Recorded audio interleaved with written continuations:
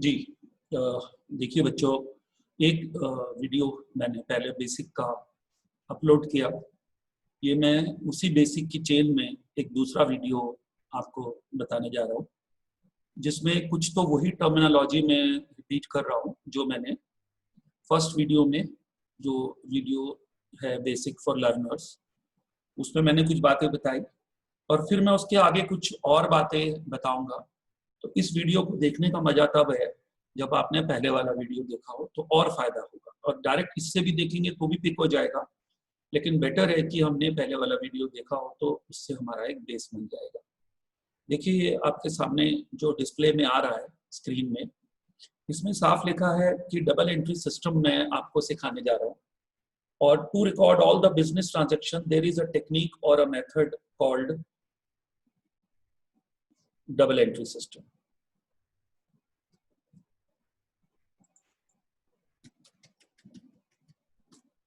जी, अब आता है बच्चों, इस जैसे हम इसमें एंट्री ऐसे करते हैं, machine account debit to cash account credit. ये हमारी एंट्री इसमें आ जाती है, machine account debit to cash account credit. तो ये अपने आप में एक जनरल एंट्री इसमें बन जाती है कि मशीन को डेबिट कर दो और कैश को क्रेडिट कर दो। और फिर ये टेक्निक है जिसमें एक अकाउंट डेबिट होता है और एक अकाउंट क्रेडिट होता है। इसको हम डबल एंट्री सिस्टम बोलते हैं। There are 3 types of accounts, ये बात मैं एक्सप्लेन कर चुका हूँ। रियल अकाउंट, जिसका रूल होता है debit what comes in, credit what goes out. अब हम लोग क्या करते हैं, कन्वीनियंस के हिसाब से, आजकल एसएमएस की दुनिया है, R1, क्योंकि रियल को R बोल देते हैं और पहली लाइन को R1 बोल देते हैं। तो ये तरीका है, ऐसा कुछ नहीं है। पूरी पूरी लाइन भी मैं बोल सकता हूँ डेबिट व्हाट कम्स इन, लेकिन क्या होता है, बहुत लंबी लाइन जब हो जाती है, what comes in what goes out बार बार बोलो, तो उसमें कुछ मोमेंट उसमें जाता है। तो हम बोल देते हैं देखो बेटा, ये रियल अकाउंट है, उसकी पहली लाइन लगी। और इधर क्रेडिट व्हाट गोज आउट को हम R2 भी बोल देते हैं, लेकिन मैं अक्सर अब अवॉइड करता हूँ और पूरी पूरी लाइन भी प्रेफर करता हूँ। तो आपको अगर कभी मैं R1 R2 बोल दूं तो आप समझ जाना, R का मतलब रियल अकाउंट है और 1 का मतलब पहली लाइन को मैं R1 मैंने उसका कोड बना दिया कि जल्दी जल्दी में ये रूल लगा सकूं, debit what comes in, credit what goes out. फिर आता है real account includes all things which can be touched and seen. तो बच्चों, बिजनेस में जो चीजें हम लोग यूज करते हैं, जो चीजें हम प्रयोग करते हैं, अब देखिए कोई अपने बिजनेस प्लेस पे बैठा हो, तो वहां पर plant, machinery, furniture, computer, land, building, ये असेट्स हैं, रियल अकाउंट है, टेंजिबल चीजें हैं।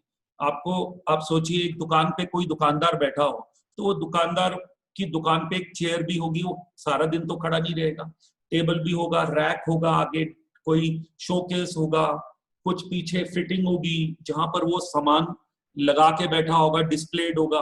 तो वो सब, पंखा लगा होगा, एसी लगा हो सकता है, उसकी गाड़ी हो सकती है वहां, ये सारी चीजें रियल है। इसमें आपने इस तरह का रूल लगाना है, डेबिट व्हाट कम्स इन, क्योंकि ये चीजें आती हुई भी दिखेंगी और जाती हुई भी दिखेंगी। तो डेबिट व्हाट कम्स इन और क्रेडिट व्हाट गोज आउट का रूल आपने इसमें लगाना है। फिर इसमें plant, machinery, land, building, cash, life stock, computers, laptop, AC etcetera, ये चीजें बच्चों हमारी इसमें आती है। फिर आता है गुड्स अकाउंट। गुड्स के लिए एक एक्सेप्शन है, मैं आपको यहां पर बता दूं। ये बच्चों, गुड्स को मैं बोलता हूं कि गुड्स एक एक्सेप्शन है, is a real account, but goods are not recorded as goods. Goods is that item in which we trade. ठीक है, we buy and sell goods for doing business. Exceptionally, देखिए मैं क्या लिख रहा हूं, exceptionally, नीचे, हाँ जी बिल्कुल ठीक, exceptionally goods account is treated as nominal account. Exceptionally बोल रहा हूं मैं बच्चों, अपवाद स्वरूप, it is due to exception, it is put in the category of nominal account. और ये भी लिखा है मैंने, goods account is a real account. Goods real है, लॉजिकली देखो तो कोई बोलेगा सर गुड्स क्या है? गुड्स वो चीज है जिस चीज में हम ट्रेड करते हैं।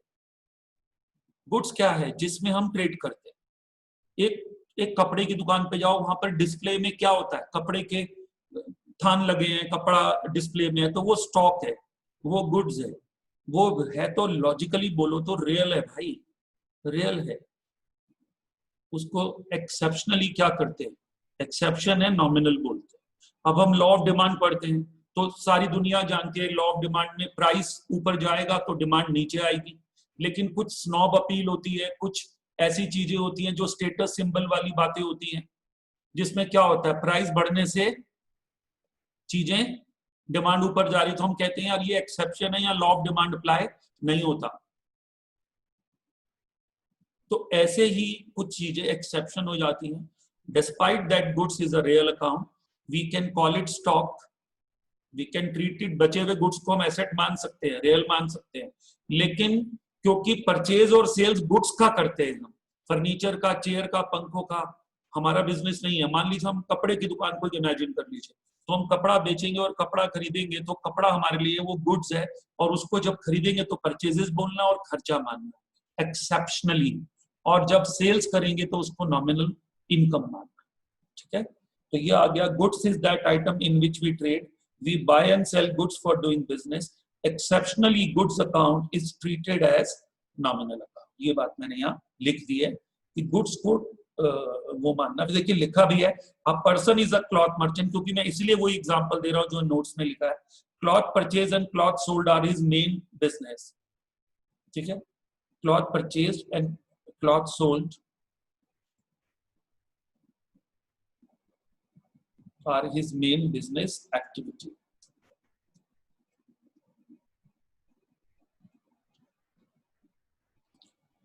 ठीक है, तो ये जो है he is into the cloth business, इसलिए he runs a shop of cloth। वो बच्चों एक शॉप रन करता है कपड़े की, तो if goods are written as goods it can be called real account, but बच्चों गुड्स को रियल नहीं लिखते हैं, गुड्स और stock, if goods are written as goods और stock it can be called real account, but its name is changed when we apply accounting process। goods is not called goods in journal entry, इस बात को आप अच्छे से समझ लो।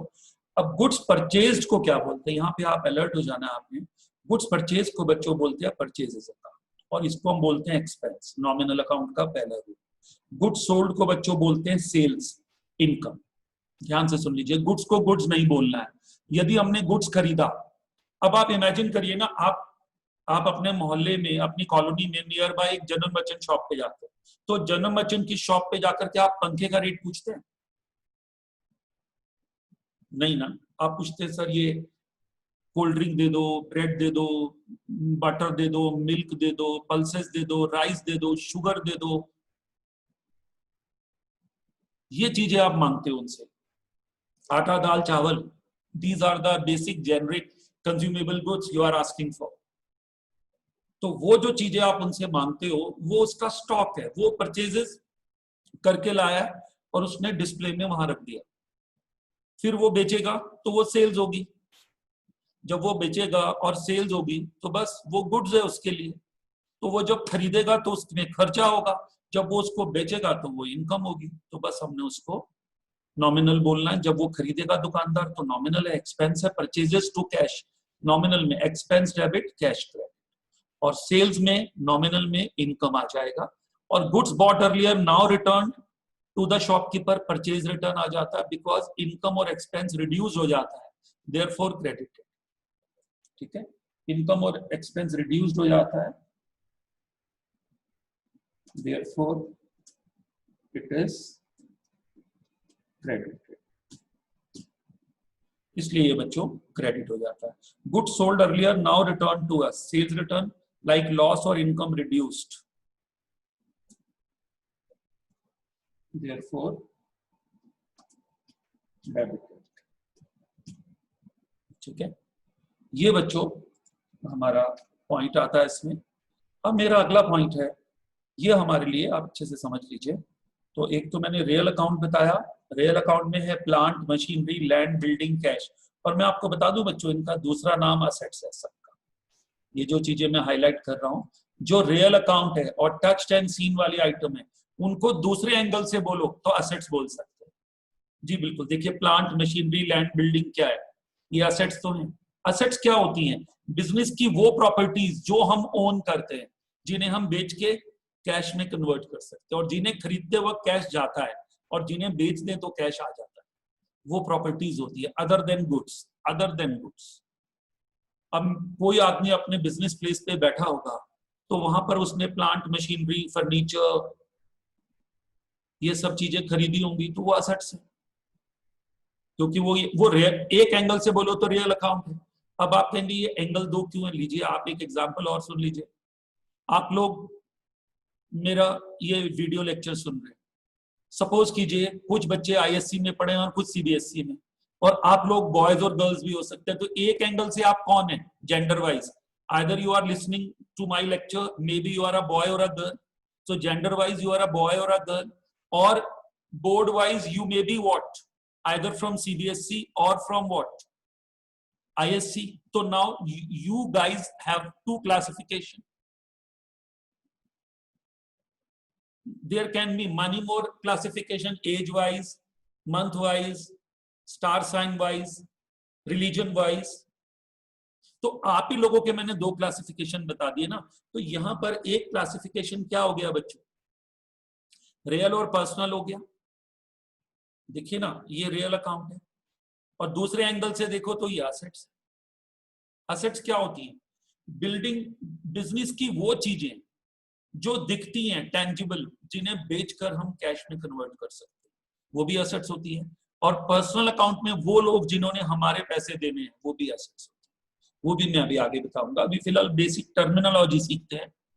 Goods account as a real account but are not recorded as goods. Goods account is a real account, but goods are not recorded as goods. It is recorded as purchases and sales.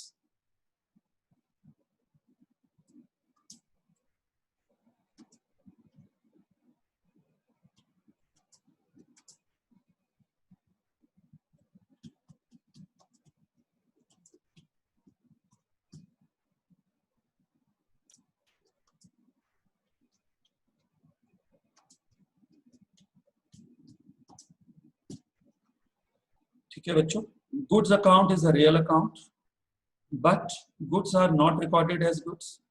It is recorded as purchases and sales as nominal account. Goods is that item in which we trade. We buy and sell goods for doing business. Exceptionally, goods account is treated as nominal account. ऊपर भी लिखा, वही बात repeat हो गई। फिर मैंने cloth का एग्जांपल दिया। यदि कोई बंदा क्लॉथ परचेज और क्लॉथ सोल्ड कर रहा है तो समझ लीजिए वो गुड्स में डील कर रहा है। और real account, but its name is changed when we apply accounting process. Goods is not called goods in journal entry.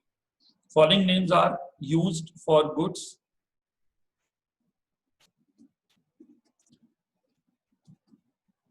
such as goods purchased, purchases account; goods sold, sales account; nominal income, credit; purchases, debit; goods bought earlier, now return, purchase return, because purchases are debited, so purchase return is credited.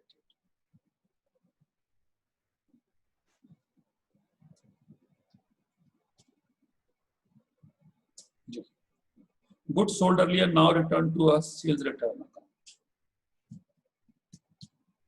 Yes. फिर आता है personal account: debit the receiver, credit the giver. Debit the receiver, credit the giver में आता है बच्चों, जब personal account में कौन आएंगे? Natural person, Ram, Shyam, Hari, Krishna. It also includes accounts of business entities such as Reliance communication, ONGC, SBI, SJ, CGM, Vellums, Doon School, etc. ये बात पिछले लेक्चर में भी मैंने बताई थी। तो इंस्टीट्यूशन के नेम भी पर्सनल है, तो name of human beings, natural person भी पर्सनल है, और नेम ऑफ इंस्टीट्यूशंस भी पर्सनल है। These are names of institutions. और एक और आता है, कई बार हम लोग किसी को सैलरी देनी है तो बंदे के नाम की जगह आउटस्टैंडिंग सैलरी लिख देते हैं। इनको हम बोलते हैं personal account of representative capacity. अब जैसे मान लीजिए मैंने सैलरी देनी है मोहन को, तो सैलरी टू मोहन में लिखूंगा या सैलरी टू आउटस्टैंडिंग सैलरी, ठीक है। तो मोहन की जगह मैंने उसका नाम बदल के आउटस्टैंडिंग सैलरी लिख दिया, लिखा है मैंने, देखिए सैलरी इज पेबल टू हरी। तो बच्चों सैलरी इज पेबल टू हरी है, तो salary is a nominal account, Hari is a personal account, okay. So in place of Hari, we may use outstanding salary. So it is called personal account of representative capacity. Either you use Hari or you use outstanding salary. Personal account includes capital account. Now what is capital account? Money belonging to proprietor. Drawings account. Money withdrawn by proprietor. Capital account.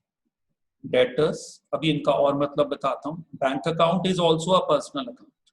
Creditors to whom we sell goods. Bank loan from whom we have borrowed money. ये सब किसके example है बच्चों? Personal account, ठीक है। ये बहुत अच्छी लिस्ट है, अभी आपको आगे काम आएगी, बहुत अच्छे नोट्स है बच्चों ये। अब आता है nominal account, debit all expenses and losses, credit all incomes and gains. फिर एक्सपेंसेस भी बड़ी इंटरेस्टिंग चीज है बच्चों, इसको भी समझना एक बड़ी मजेदार चीज है। कैसे? ध्यान से सुनना है। मैंने बिजनेस के लिए कार खरीदी, रियल अकाउंट है, एसेट्स है। कार खरीदी, रियल अकाउंट है और एसेट्स है। कार में पेट्रोल डलाया, पेट्रोल कंज्यूम हो गया। हम लोग ऐसे बोलते हैं कितना पेट्रोल फूक दिया यार तूने, पेट्रोल कंज्यूम हो गया। फिर और डलाया और कंज्यूम हो गया। अब टंकी में झांक के देखेंगे, क्या सर वो तो खर्च हो रहा है। तो गाड़ी का पेट्रोल जो गाड़ी खा रही है वो खर्चा है। मैं यहां बैठा हूं, एसी चल रहा है, बिजली का बिल आ रहा है, एसी तो मुझे दिख रहा है सामने, और वो एसी रियल अकाउंट है और एसेट्स है। मगर एसी में जो बिजली का मीटर घूम रहा है वो दिखता नहीं है, सिर्फ बिजली के बिल से प्रूव कर सकता हूं। तो उसलिए उसको क्या बोलते हैं? उसको बोला जाता है electricity bill, water bill, telephone bill, internet bill. ये सब खर्चे होते हैं, क्योंकि ये कुछ बचता नहीं है, खा पी के हजम हो जाते हैं। बिजनेस में ये चीजें जरूरी है। अब मैं सपोज कीजिए स्टाफ है, सैलरी दे रहा हूं उन्हें, तो वो सैलरी खर्चा है, वो मुझे सर्विसेज दे रहे, क्या मैं उन्हें बोल सकता हूँ लाओ मेरी सैलरी? वो कहेंगे सर हमने सर्विसेज रेंडर करी, आपने हमें सैलरी दी, किस चीज का रिटर्न करें सर बताइए ना। बिजली डिपार्टमेंट क्या बोलेगा? सर आपने बिजली को उपभोग करा, कंज्यूम करा, and you have given us bill, why would we return you? अब मैं बोलूंगा मेरी तो कोई एसेट नहीं बनी, मुझे तो कुछ भी नहीं, what can be touched and seen. तो सर जिंदगी में हमेशा जब पैसा बाहर जाए तो समथिंग कम्स इन, ठीक है, लेकिन वो in the form of facilities भी हो सकता है, खर्चों के रूप में भी हो सकता है, और हमेशा कोई ऐसी चीज जनरेट हो कि कुछ which can be touched and seen, ये गलत हो जाएगा। मैंने ये टेबल खरीदा, ये देखिए ये टेबल यहीं पड़ा है 2 साल से, ये रियल अकाउंट है, मगर इसकी रिपेयर पे जो पैसा खर्च हुआ वो कहीं नहीं है, बस लिखा रिपेयर्स टू कैश, खर्चा है। क्या एंट्री लिख दी? रिपेयर्स टू कैश, उसको लिख दिया। अब ये एसी तो यहीं लगा है, मगर ये पता नहीं एसी से ज्यादा तो बिजली ये खा चुका है, वो बिजली का बिल एक्सपेंस है। और जो सामान मैं बेचूं, वो मेरा सामान जो बिके और जो मुझे पैसे मिले वो मेरी कमाई है, वो इनकम है। तो परचेज ऑफ गुड्स को भी एक्सपेंस मानना है। इसके सिवा electricity bill, water bill, telephone, fuel, gas consumption, internet charges, staff की सैलरी, वेजेस, कैरेज इनवर्ड, तमाम तरह के जो खर्चे हैं जिनसे एसेट का फॉर्मेशन नहीं हो रहा, रैकरिंगली वो खर्चे हो रहे हैं ताकि हम स्मूथली अपने बिजनेस को चला सके, उनको हम खर्चा बोलते हैं। और वो बिजनेस के लिए वो भी जरूरी होते हैं। हर खर्चा एसेट्स में कन्वर्ट हो ये सही नहीं है, हर खर्चा एसेट्स में कन्वर्ट हो ये बात सही नहीं है। टेबल खरीदा तो समझ आता है, एसी खरीदा ये भी रियल अकाउंट है, मगर एसी की जो बिजली है वो नॉमिनल है, वो वापस कैश में कन्वर्ट नहीं होगी। उसका जो मैंने सुख भोगा, जो मैंने उसका कंफर्ट जोन में मैं रहा एसी के चलने से, इलेक्ट्रिसिटी का बिल देने से, बस वो मेरी रिटर्न है। इंटरनेट मैंने यूज किया तो इंटरनेट चार्जेस आर एक्सपेंडिचर, वो नॉमिनल में आएंगे, रियल में मत डालिए उनको कभी। तो अपने दिमाग से लगाइए रियल क्या है, जब कुछ अंदर आए जो वापस कैश में कन्वर्ट हो सके। इलेक्ट्रिसिटी बिल है, खर्चा है, क्या वापस कैश में कन्वर्ट हो सकता है? नहीं। लेकिन यदि मैं कोई टेबल, टीवी, फर्नीचर खरीदूं, बिल्कुल वापस बेचा जा सकता है, भले ही कम में बिके, तो वो रियल अकाउंट है। गुड्स को छोड़कर समझा दिया गुड्स को कि गुड्स रियल है, मगर उसको एक्सेप्शनली नॉमिनल मानना। ये कुछ मैकेनिज्म है अकाउंटेंसी का। फिर लॉसेस होते हैं बच्चों, कभी loss of goods by fire हो जाता है, loss of goods by theft हो जाता है, बैड डेट्स हो जाते हैं, पैसा डूब जाता है। तो ये जो चीजें हैं हमारी, ये भी बच्चों, इसको भी हम क्या मानते हैं? इसको भी नॉमिनल मानते हैं, इसको भी वी अज्यूम इट नॉमिनल। ठीक है। अब आता है बच्चों rent received, commission received, interest received, sale of goods. ये क्या है? ये भी इनकम्स है। और bad debts recovered, profit on sale of assets, profit on sale of investment, subsidy receive from government, इनको हम बोलते हैं प्रॉफिट्स। तो प्रॉफिट एंड गेन्स को एक कैटेगरी में डालते हैं। जैसे आपने अपना गोडाउन किराए पर दिया, अब कभी इसमें ये एग्जांपल मत दे देना घर किराए पर दिया। सर घर किराए पर देंगे, बिजनेस से कैसे लेंगे? तो वो बिजनेस में नहीं आएगा। गोडाउन किराए पर दिया, शॉप किराए पर दी और बिजनेस में ही रखा उस पैसे को, तो उसको हम इनकम बोलते हैं। और आपने कुछ कमीशन पे माल बेचा, बीच में अपना कमीशन ले लिया, सस्ता खरीद के किसी को आगे बेच दिया, उसको हम कमीशन बोलते हैं। इंटरेस्ट, बैंक में एक्स्ट्रा पैसा बिजनेस का जमा किया, उससे इंटरेस्ट मिला। और सेल ऑफ गुड्स किया, उससे कमाई हुई, एट प्रॉफिट आपको कमाई हुई, तो वो इनकम। ठीक है। सेपरेट एंटिटी कॉन्सेप्ट आप जानते हैं कि क्या होता है। What is separate entity concept? Proprietor को बिजनेस से अलग मानना, प्रोपराइटर को बिजनेस से अलग मानना। और अब देखिए, और ये जो जर्नल एंट्रीज हैं, ये हम बिजनेस की बुक्स में करते हैं। Business is treated as a separate entity from proprietor. लिखते तो यही है बुक्स ऑफ हरी, लेकिन वो हरी की बुक्स नहीं होती। Hurries business. सर हरी को तो आप गिवर बोल रहे हो, हरी की बुक्स कैसे हो गई? हरी की बुक्स में आप हरी की जगह कैपिटल लिख रहे हो, तो वो बिजनेस की बुक्स होती है, ये माना जाता है। All journal entries are made in the books of business. Business is treated as a separate entity. Proprietor brings money to start his business from his own resources. It is called capital. When proprietor withdraws money for personal purposes, it is called drawings. जो proprietor business में पैसा लाता है, उसको हम capital बोलते हैं, और जो पैसा निकालता है पर्सनल खर्चों के लिए, उसको drawings बोलते हैं। इसके सिवाय कुछ और टर्म्स भी हम यूज करते हैं, जो हम जर्नल एंट्री में खूब यूज करते हैं। जैसे बच्चों हमने मनी इन्वेस्टेड इन सिक्योरिटीज,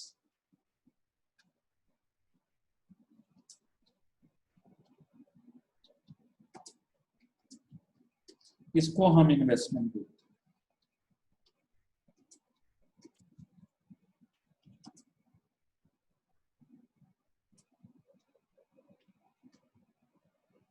तो ऐसी कुछ टर्मिनोलॉजी हम बहुत यूज करते हैं।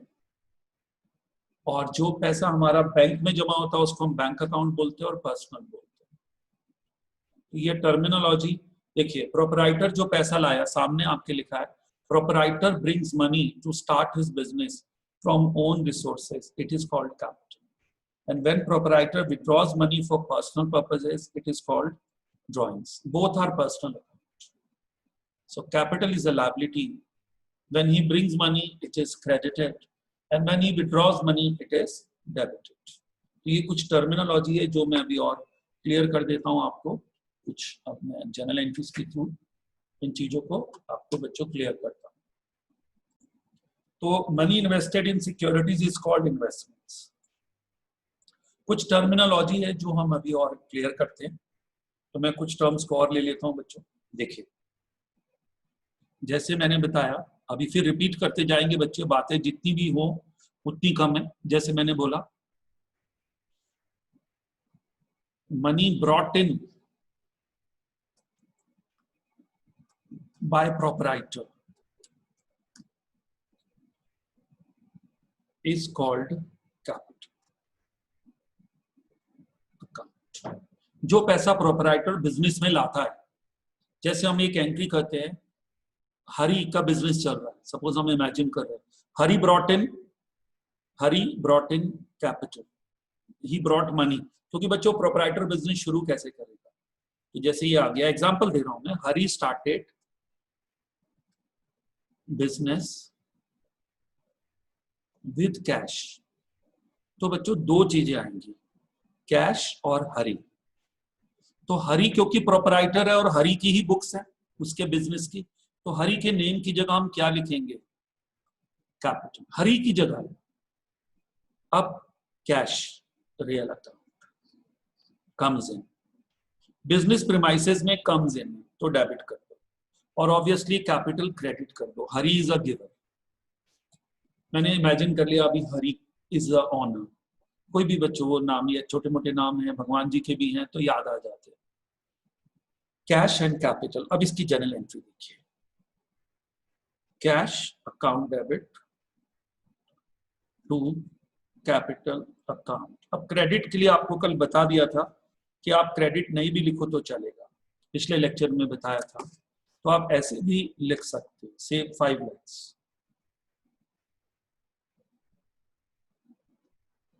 ये, और यहाँ नरेशन आ जाती है फॉर कैपिटल ब्रॉट इन, यहाँ डेट आ जाती है, capital brought in.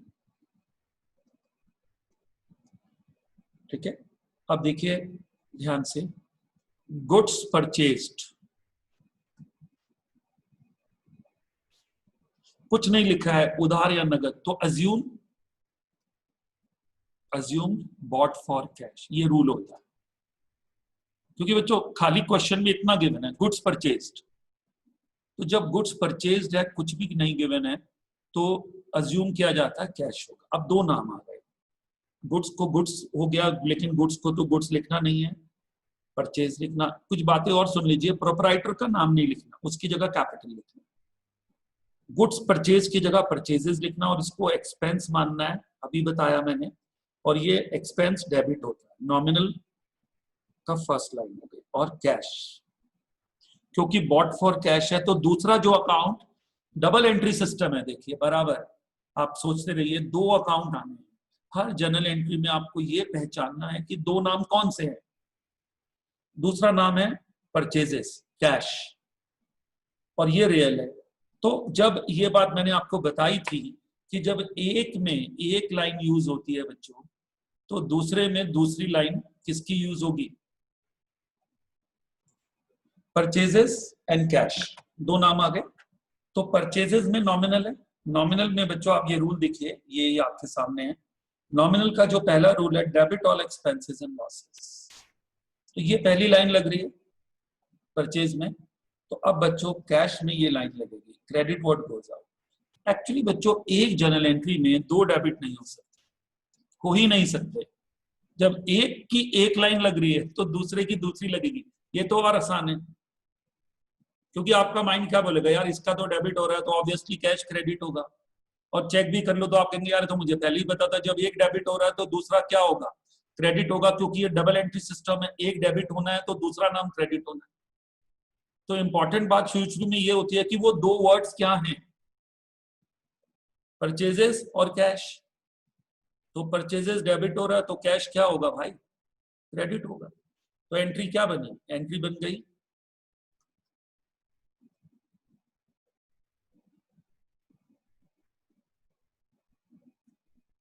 Purchases account debit to cash account credit.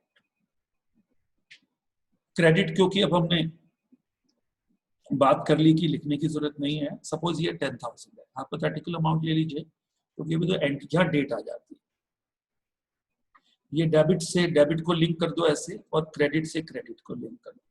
ये क्रेडिट है तो क्रेडिट की अमाउंट से इसके सामने आ जाए, डेबिट इसके सामने आ जाए, तो वो लैडर बन जाती है। ऐसे ऐसे ऐसे नीचे ऐसे, इट इज कमिंग डाउन। तो purchases to cash, goods bought. और जब नाम नहीं है तो ऑब्वियसली कैश खरीदा होगा। अभी देखिए अगली एंट्री, ध्यान से नामों को पहचानना है। Goods bought from Radha 30,000।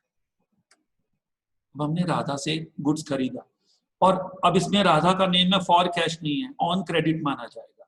Assume on credit. क्यों? फॉर कैश नॉट गिवन, एक reason. Name of supplier given. तो कुछ चीजें आप अज्यूम कर लो, नेम ऑफ सप्लायर गिवन। तो अब एंट्री क्या बनेगी? पहले तो दो नाम पहचान लो, purchases and Radha. Radha is a name of a human being, तो पर्सनल हो गया। और परचेजेस एक्सपेंस मान लिया, बोला कि गुड्स जैसा लगता है, तो एक्सपेंस में परचेजेस में आ गया, एक्सपेंस डेबिट होता है, नॉमिनल का पहला रूल। और राधा यहां पर गिवर हो जाएगी, क्योंकि राधा से गुड्स आ रहा है। और वैसे तो गुड्स इज रियल, बट हम उसको खर्चा भी मान ले तो भी उस गुड्स की गिवर कौन है? राधा है। यहाँ पर उसको गिवर मानना है। गिवर क्या होता है? क्रेडिट होता है। और उधार है तो कैश तब लिखना जब कैश ट्रांजेक्शन। रुपीज में देने से कैश नहीं होता। मान लो अब रुपीज में तो ये भी है 30,000, तो रुपीज लिखने से कोई कैश हो रहा। आप एक दुकान पे जाओ, उधार माल लेके आ जाओ 5,000 रुपए का, तो ट्रांजेक्शन तो रुपीज में ही एक्सप्रेस हो रही है ना, मगर कैश तो नहीं है ना। तो एंट्री बन जाएगी purchases account debit to Radha. Purchases to Radha, ये रूल बता दिया आपको। परचेजेस एक्सपेंस का नॉमिनल का पहला लगा तो पर्सनल का दूसरा लगा।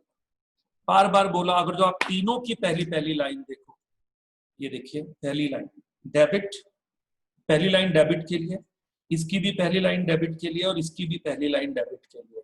तो आप कितनी बढ़िया चीज है बच्चों, आप खुद समझ जाओ कि एक की पहली लाइन लगेगी तो दूसरे की सेकंड लाइन लगेगी, दो पहली लाइनें नहीं लगेगी। कितना आसान है,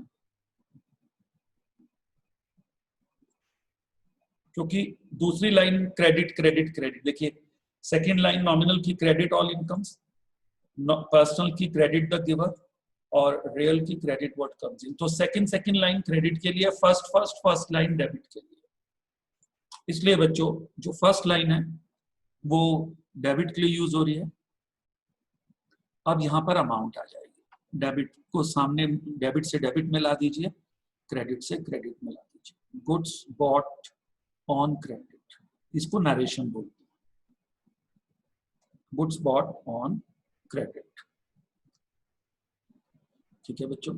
अब अगला पॉइंट देखिए, ये गुड्स सोल्ड 55,000। ध्यान से देखो, name of buyer not given और कुछ भी नहीं गिवन है, तो assume cash, assume cash sales. ये बच्चों तरीका है। या तो बोलेंगे गुड्स सोल्ड टू मुकेश, बंदे का नाम देंगे, तो अब नाम दे रहे हैं और कैश नहीं दे रहे तो उधार है। ये तरीके हैं, अजम्पशन निकल जाता है। अब बच्चों दो अकाउंट पहचान लीजिए, कैश और सेल्स। यही एक आर्ट है बस, जो थोड़ा टाइम लेती है।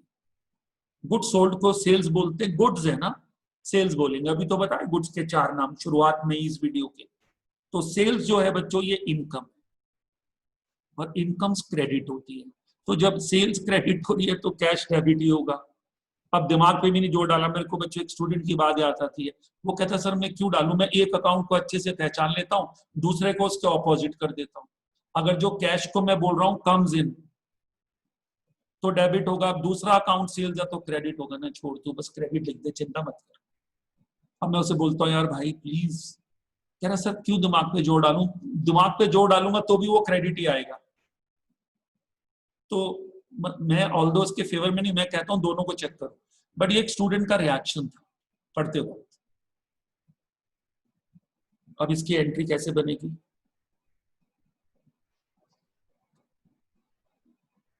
Cash account debit to sales account, reason ऊपर लिख दिया गया है, ये डेबिट से डेबिट मिला दो, क्रेडिट से क्रेडिट, ऐसे।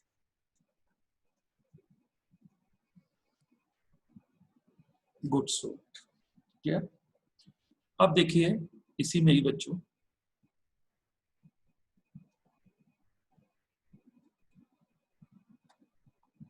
Good sold to Mukesh. अब बच्चों मुकेश को उधार माल भेजा, क्योंकि नाम है तो एक तो मुकेश हो गया और एक सेल्स हो गया, तो अगर जो इसमें दो नाम पहचानूं तो एक तो मुकेश आ गया और दूसरा क्या आ गया? सेल्स। सेल्स क्या है बच्चों? इनकम है। मुकेश क्या है? डेबिट है। और पर्सनल अकाउंट है, तो मुकेश इस गुड्स का रिसीवर है।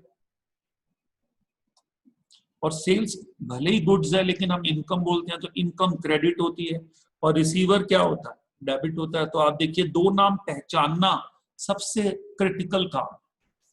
एंट्री पढ़ते ही आपने दो नाम पहचानना है, double entry system. Double entry, एक नाम पहचानेंगे अधूरी बात है। डबल एंट्री का मतलब यही है, दो एक बिजनेस ट्रांजैक्शन में दो अकाउंट आएंगे दोस्त, आएंगे।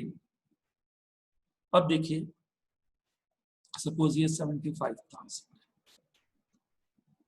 Mukesh account debit, personal account है, अपॉस्ट्रोफी लगा सकते हैं या मुकेश डेबिट कर दीजिए, चलन में तरीका है, टू सेल्स अकाउंट।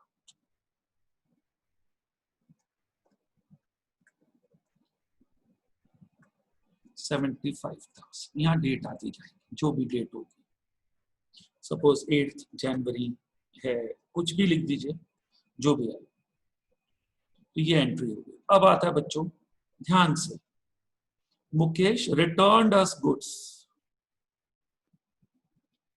मुकेश ने कुछ गुड्स वापस कर दिया, तो फिर दो नाम, मुकेश गिवर हो गया, क्योंकि वो वापस कर रहा है ना, गिवर है।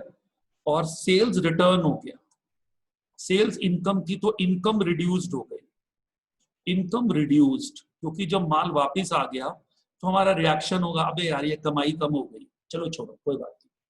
तो अब इनकम रिड्यूस्ड होती है तो डेबिट होती है, क्योंकि वो एक्सपेंस बन जाती है काइंड ऑफ। और इनकम रिड्यूस्ड हो रही है तो अंडू होगी ना, ऑपोजिट होगी। तो यहाँ पे आ जाएगा टू मुकेश 5,000, और यहाँ आ जाएगा बच्चों सेल्स रिटर्न,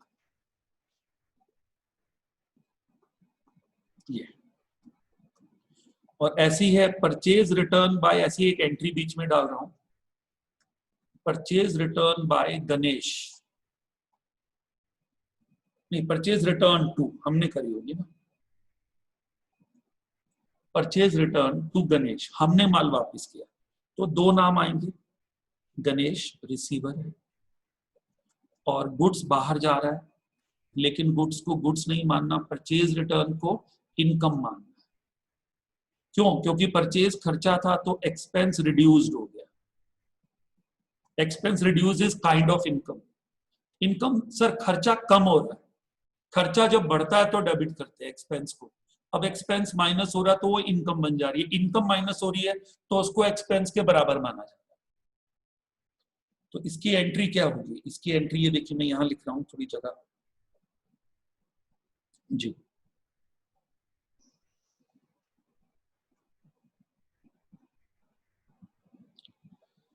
ये आ जाएगी, परचेज रिटर्न क्रेडिट हो जाती है टू परचेज रिटर्न, सपोज 3,000 एक इमेजिनरी अमाउंट ले ली, और किसको वापस करी हमने? गणेश को, तो गणेश रिसीवर हो गया, ये एंट्री। अब आता है बच्चों ध्यान से,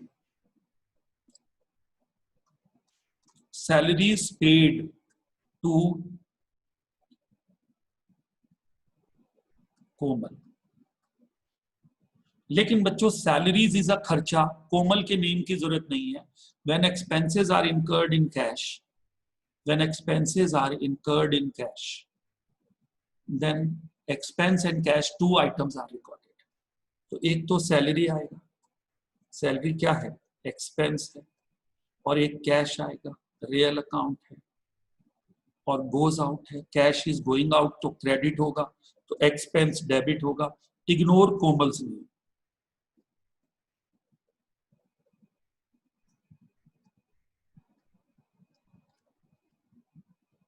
as expense met in cash. जो एक्सपेंस है हमने कैश में किया है, इसलिए बच्चों पर्सन के नाम की जरूरत नहीं है. एंट्री हो जाएगी salary account debit to cash. तो डेबिट सपोज ये 10,000 थी, ये डेट आ जाती है, यहाँ नरेशन में आ जाता है फॉर सैलरी पेड. फिर आता है बच्चों कैश विड्रॉन बाय प्रोपराइटर.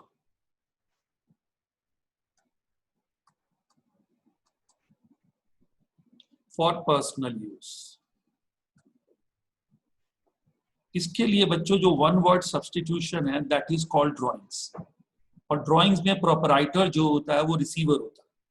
तो कौन निकाल रहा है ये कैश, प्रोपराइटर, तो वो रिसीवर हो गया. और क्या जा रहा है, बिजनेस से कैश कहाँ जा रहा है, बाहर जा रहा है, गोज आउट हो गया. तो कैश तो क्रेडिट हो जाएगा, प्रोपराइटर डेबिट होगा. लेकिन प्रोपराइटर के नाम को अवॉइड राइटिंग प्रोपराइटर में.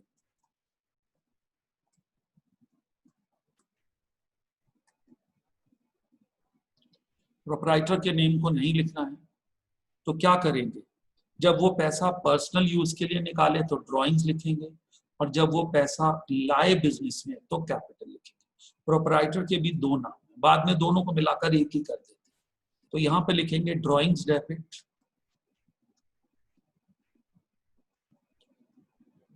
To cash. अब जैसे बच्चों इंग्लिश के वन वर्ड होते हैं, तो ऐसे ही ये टर्मिनोलॉजी, ये लंबे लंबे सेंटेंस की जगह वन वर्ड आ जाता है. Drawings to cash. तो यहाँ पर अमाउंट कुछ भी नहीं लिखी है, तो से 6,000 उसने निकाले, तो यहाँ आ जाएगा ड्राइंग्स मेड. तो आप देख रहे हैं बच्चों कोई भी जर्नल एंट्री जब हो रही है तो दो अकाउंट पहचाने जा रहे हैं.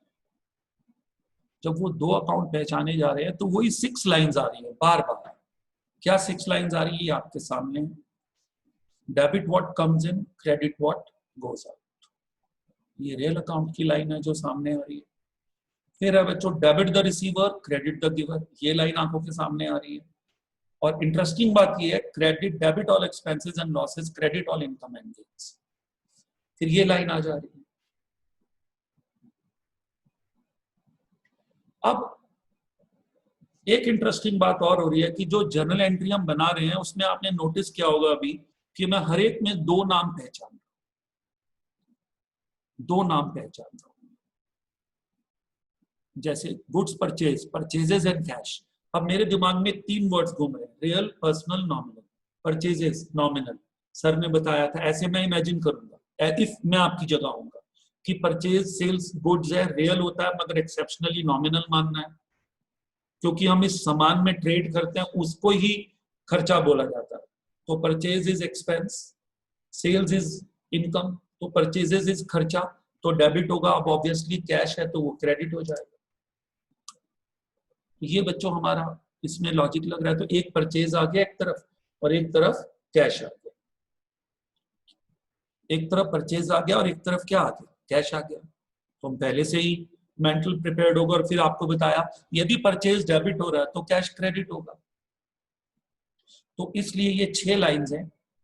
डेबिट देखिए, फिर से देखिए, debit what comes in, credit what goes out. ये वाली लाइन लगेगी plant machinery land building cash furniture motor vehicle के लिए. ये वाली लाइन लगेगी नेचुरल पर्सन के लिए. नेचुरल पर्सन राधा, श्याम, सीता, मोहन, हरि, मुकेश, जो भी ह्यूमन बींग्स. और रिसीवर डेबिट होगा, गिवर क्रेडिट होगा. और इंस्टीट्यूशन के लिए भी यही लाइन लगेगी. State bank of India, schools के नेम ले लीजिए, ओएनजीसी, ये जो बड़ी बड़ी कंपनीज हैं, इनको हम बोलते हैं they are artificial person. ONGC कोई इंसान नहीं है, रिलायंस कोई इंसान नहीं है, इनके पीछे शेयर होल्डर्स हैं हजारों, कंपनी का नाम है। सेंट जोसेफ एकेडमी कोई एक नाम है इंस्टीट्यूशन का, पंजाब नेशनल बैंक एक बैंक का नाम है, ये इंस्टीट्यूशंस हैं, इसलिए इनको पर्सनल बोलते हैं। और प्रोपराइटर को भी पर्सनल बोलते हैं। प्रोपराइटर के दो नाम यूज करते हैं। यदि वो बिजनेस में पैसा लाए, यदि प्रोपराइटर बिजनेस में पैसा लाए तो क्या करना है, कैपिटल क्रेडिट करना है। और यदि वो पर्सनल यूज के लिए पैसा निकाले तो ड्रॉइंग्स डेबिट करना है। यदि प्रोपराइटर पर्सनल यूज के लिए बिजनेस से पैसा निकाले तो ड्रॉइंग्स डेबिट करना है। और यदि प्रोपराइटर बिजनेस में पैसा लाए तो कैपिटल क्रेडिट करना है, वो भी पर्सनल अकाउंट। और प्रोपराइटर को सेपरेट मानना है बिजनेस से, और ये बिजनेस की एंट्री हो रही है। तो जब प्रोपराइटर पैसा लाएगा तो वो गिवर हो जाएगा, बिजनेस के लिए तो वो गिवर है ना, इसलिए वो क्रेडिट होता है, तभी हम कैपिटल क्रेडिट करते हैं। और जब वो ड्रॉइंग्स में पैसा निकालता है तो वो रिसीवर हो जाता है, तो हम ड्रॉइंग्स लिख देते हैं। तो drawing is also a personal account and proprietor is also a personal account. और बाकी जो बंदों के नाम है वो पर्सनल, जिनसे हम उधार माल खरीदते हैं। और एक चीज मुझे और यहाँ पे याद आ गई, यदि बंदे का नाम नहीं दिया है जिससे हमने उधार माल खरीदा, ठीक है, goods bought from a person, from a person on credit, तो उसके लिए जो वर्ड है we call him creditor and he is a giver when he gives us goods bought from a person on credit, he is a giver, creditor बोलते हैं उसको। And goods sold to a person on credit,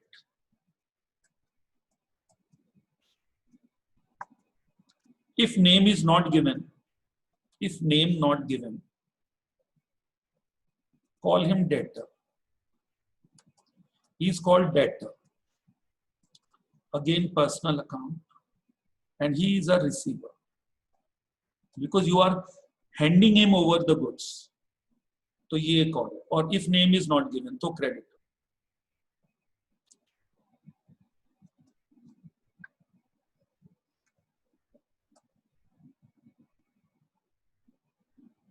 उसको क्या बोलते हैं बच्चों, creditor.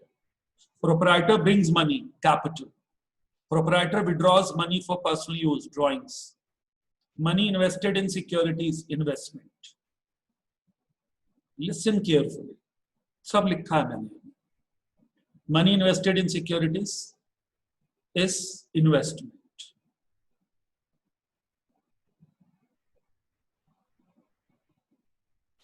Goods purchased is purchases. Goods sold is sales. Goods purchased by us earlier, now we return, is purchase return. Goods sold by us earlier, now we got it back due to some defect, sales return. So what are the names of the goods? Goods bought is purchases, is expense. Furniture bought, be careful,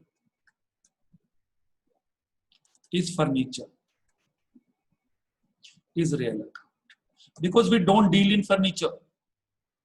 We don't deal in furniture. That's why furniture bought is furniture. Car bought is car. But goods bought is purchases. Goods sold is sales. Sales, income, credit. And sales return is goods returned to us, equal to income reduced, so debit. Goods के चार नाम हैं। Purchase return, it's goods returned by us, is credit. Why? Expense reduced.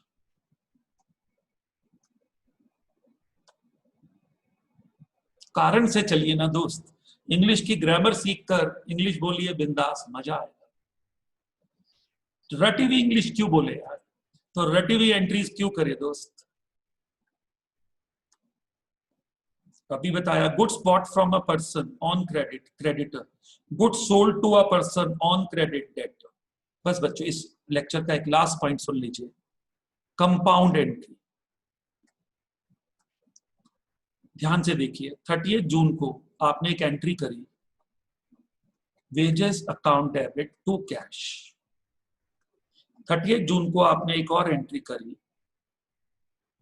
Carriage, ये भी एक खर्चा होता है, कैरेज अकाउंट डेबिट ठेली भाड़ा टू कैश। सपोज ये 5000 है और ये 8000 है। यदि मैं बोलूं इन दोनों को मिलाकर pass one entry in place of two, pass one entry in place of above 2. Why? As date is same and cash to cash, credit side is also same. Date is same and credit side is also same. Clear? No problem. देखिए क्या होगा, इन दो को मिलाकर एक entry होगी बहुत ही बढ़िया, wages account debit, carriage account debit to cash account। ये बच्चों दो एंट्रीज को मिलाकर डेट सेम है, एक एंट्री बना दी, वेजेस 5000, कैरेज 8000, टू कैश 13। इसको बोला जाता है compound entry. What do we call compound entry? क्यों? क्योंकि wages account debit, carriage account debit to cash, और चाहे तो दो भी बना सकते हैं, wages to cash, carriage to cash, दो भी बना सकते हैं, wages to cash, carriage to cash, wages debit, carriage debit to cash. और कब होती है कंपाउंड एंट्री? व्हेन दो कंडीशंस है, व्हेन डेट इज सेम, ठीक है, for two or more transactions,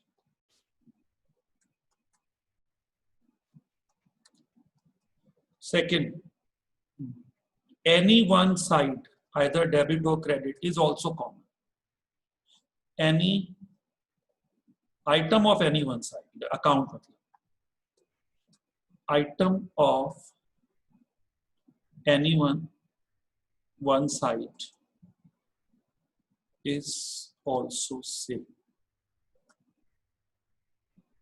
One side means debit or credit, also common।